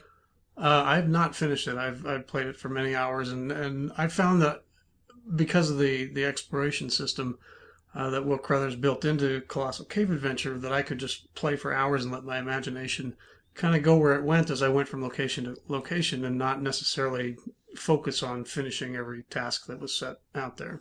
Yeah, that's what one of the subjects of Jason Scott's Get Lamp documentary talked about, how no matter how vivid the graphics get, no matter how visceral the experience becomes, there will never be so direct a line of communication to a person's imagination as there is with text. And I think that in a way, we have kind of lost something in the pursuit of reality in our interactive entertainment. Right. And this is probably this may sound a little strange, but I kind of wish that Jason Scott hadn't included so many shots of the bed quilt cave system, because I'd played through this game and in my head I have memories of what my imagination presented these rooms as, and they didn't necessarily match what I was seeing in the Get Lamp documentary. I'm not Not saying that he shouldn't have included that. I'm just saying, No, I understand. It's just like when you read the Harry Potter book and then you go see the first movie and that's not anything at all what you thought Ron, Harry, and Hermione would look like or act like. You're being asked to accept somebody else's interpretation, somebody else's imagination. exactly. And finally, Arcade Retro Gaming, the retro gaming experts, as they proclaim themselves on their website, have announced that their MCC 216 standard classic computing platform now includes the Apple II core. Apparently, Alex Freed of AppleLogic.org, who was also responsible for the Carte Blanche card, helped them implement this. Personally, I was not even aware that this was available, but you can buy it now from their website for $149.99. So, what is this thing that you can buy for $149? It looks like it's a multi-machine emulator. Before the Apple II, it also emulated the Commodore 64 and the Atari 2600. So, this is an actual console that you can plug into, say, a television? It looks like it, yes. And then, in what way does it become an Apple II? I mean, do you plug a USB keyboard into it? It comes with a USB slot, a micro SD card slot, S-Video for improved video output, and a couple of joystick ports. I'm aware of consoles that have slots that let you play, say, Nintendo, Super Nintendo, and Sega Genesis games. I wasn't aware that there were similar things out there for computers. And neither was I. This is new to me. This is the only other time I've seen what is essentially a new Apple II for sale other than the Tiger Learning Computer, and that was about 15 years ago. Right. I think this is based on FPGA technology so that you can configure these machines however you want. Well, I guess it makes sense then that Alex would have had his hand in this since he's the creator of the Carte Blanche card. Absolutely. So would you call this a general Apple II product, or is it more aimed at gamers? I think it's specifically aimed at gamers. I mean, it comes with a bunch of public domain games for the Commodore 64 and the other platforms. I like that they're actually doing the public domain route instead of installing all this stuff that they really shouldn't. I agree, yeah. Well, I'm not sure that I'll have the pennies to buy one anytime soon, but in the meantime, I think that product brings us to the end of the Name the Game section, which is the last section on the Open Apple podcast, which means that we are now in the rundown to the closing sequence. Great. Great. It's been another long, long podcast. And we didn't even have a guest this time. Yeah, how do you think that our first episode ever with just the two of us went, Mike? Well, I'll leave that up to the audience to decide.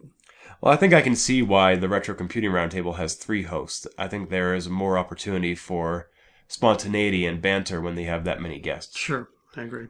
But, for a once-in-a-while thing, I don't think this is bad. No, not at all. And we rehearsed our first show before we did that, and I know that there is a significant improvement, and I think that if we have to do this again in the future, it will also get better. I think so.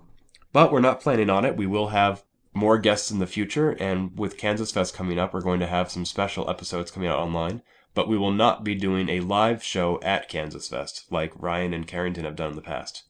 Well, Mike, usually we end by saying I'll see you in a month or talk to you in a month, but I'll be seeing a lot more of you than that in the run-up to KansasFest, and then every day thereafter, and then quite a bit thereafter as well, and then we'll be back to the old routine. I'm looking forward to it, Ken. I'll take that as generously as I'm sure you intended it. Absolutely, yes. Great. We'll see you all at KansasFest. If you can see it, come up and tell us that Open Apple Podcast rocks, and we'll give you nothing except a huge grin and maybe even a hug. And if you can't make it to KansasFest, email us at podcast@open-apple.net. We're always looking forward to hearing your feedback, suggestions, complaints, and concerns. We'll talk to you soon. This has been the Open Apple Podcast.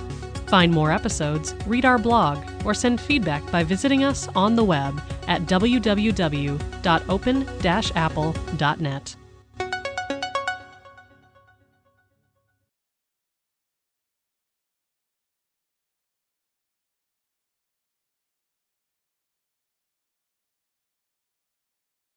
Are we recording? Yes. See. Oh, yeah, look at that. Fancy.